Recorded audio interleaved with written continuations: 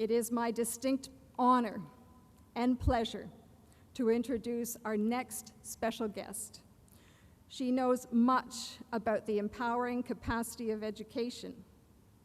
She is an active voice, a powerful voice in support of women everywhere around the world, women who are leading the charge for change. She is a leader we Canadians are all proud of. Mesdames et messieurs, je voudrais maintenant inviter Son Excellence, la très honorable Michaëlle Jean, à vous adresser la parole. I would now like to invite Her Excellency, the Right Honorable Michaëlle Jean, to say a few words.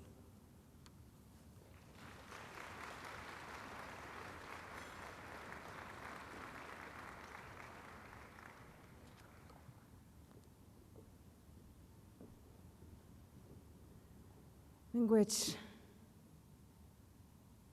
Elders, chiefs, ministers, privy councillors, parliamentarians, councillors, Mary Simon, Dr. Riley, Mary Coyle, chers amis,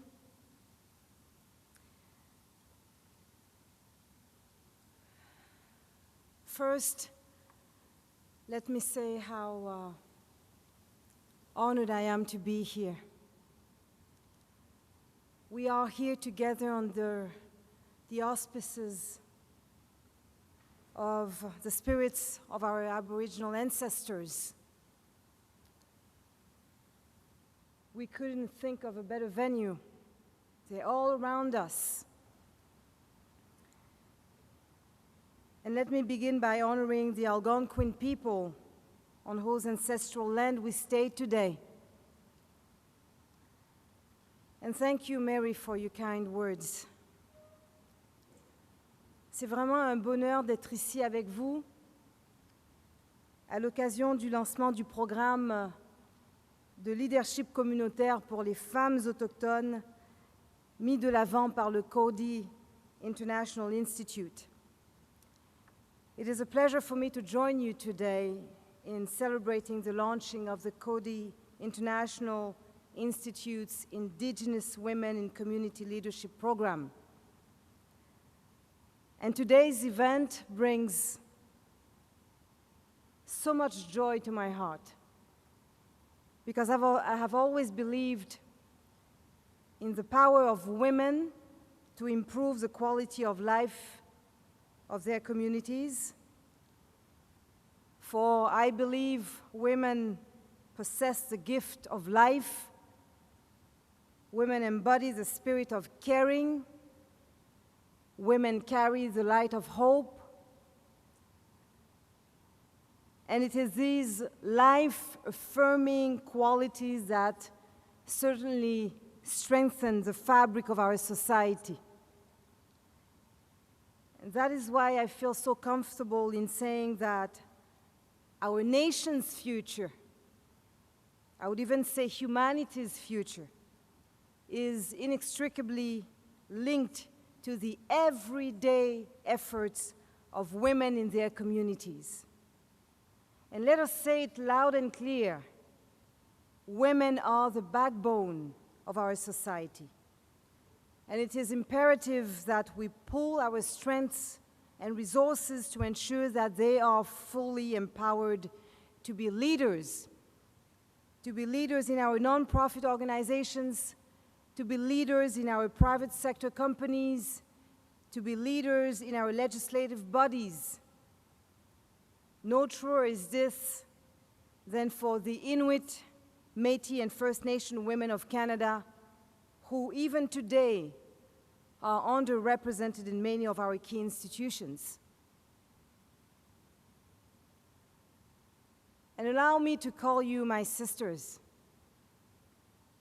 for you know the true value of effective leadership. You have broken free from the shackles of colonial oppression and discrimination. You have emerged defiant from the harrowing experience of the Indian residential schools, one of the darkest chapters in our nation's history.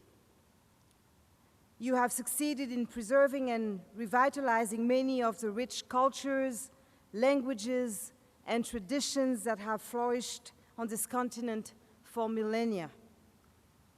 Yours is certainly an inspiring story of courage, a story of resistance that more Canadians need to hear. Votre histoire est vraiment une histoire de courage, une histoire de résistance qui mérite d'être connue des Canadiennes et des Canadiens. And to repeat the words of Mary Simon, whom we are honoring today, Aboriginal language and culture is still strong and alive. And we have, in part, you, the Indigenous women of Canada, to thank for this great achievement. And wherever I go, whether at home or abroad, I like to remind everyone I meet that Canada's Indigenous heritage is our deepest root. And we must all, Aboriginal and non-Aboriginal, work vigorously to see it nurtured and protected. It has to be a shared responsibility. And that responsibility requires vigilance. Every gesture counts, and everyone has a role to play. That is why the words of sorrow and profound regret expressed in Parliament during the official apology to former students of residential schools in 2008 were so important. For the historic occasion was more than an admission of wrongdoing or an act of atonement. The official apology was a rousing call to action, inviting us all to look beyond our misgivings, our prejudices, and our wounds in order to begin building anew on the firm foundation of truth, justice, human dignity, and solidarity. And tonight, dear friends, you have chosen to answer this clarion call, which 2 years later still resonates deeply in our hearts. You have chosen to do so by cultivating the leadership potential of the new generation of Indigenous women. You are lending your hand to a national drive to bring healing, reconciliation, and more fellowship and prosperity to our land. Et vous le faites en cultivant les capacités de leadership de la nouvelle génération de femmes autochtones. Vous contribuez ainsi au succès d'une campagne nationale qui apportera certainement, souhaitons-le, guérison, réconciliation et davantage de solidarité, de prospérité à ce pays que nous avons en partage.